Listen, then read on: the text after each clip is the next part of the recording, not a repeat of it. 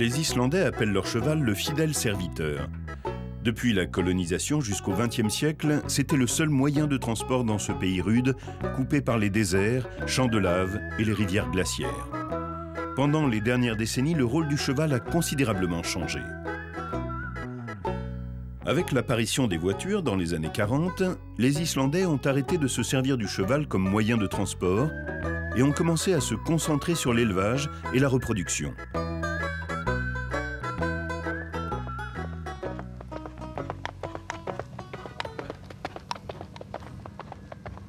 Depuis, il y a eu un progrès énorme, surtout pour les chevaux de compétition.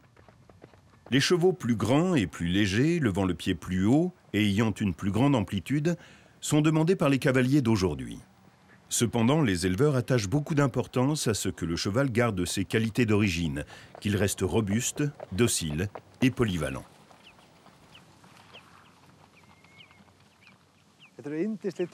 Ce sont des animaux adorables. Je suis reconnaissant d'avoir eu la chance de connaître autant de chevaux exceptionnels et d'avoir travaillé avec eux.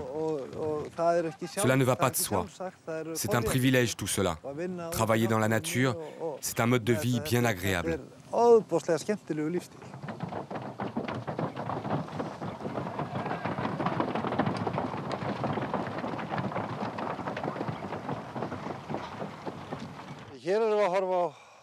Voici Naskur, le cheval de compétition de mon fils Gustaf. Il a 8 ans.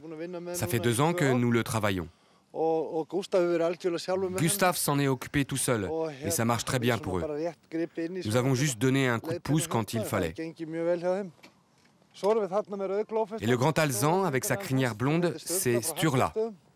C'est un cheval d'élite. Il était 4e au dernier festival dans la catégorie A, des chevaux d'élite.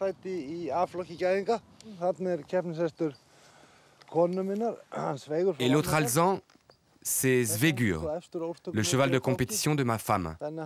Il a 8 ans et nous l'avons acheté il y a 2 ans. On l'a entraîné de façon méthodique.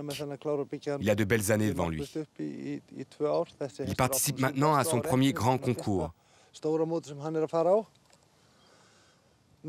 Là, nous en avons un qui s'est installé confortablement. Il s'appelle Everest. Je concours avec lui pour l'amble.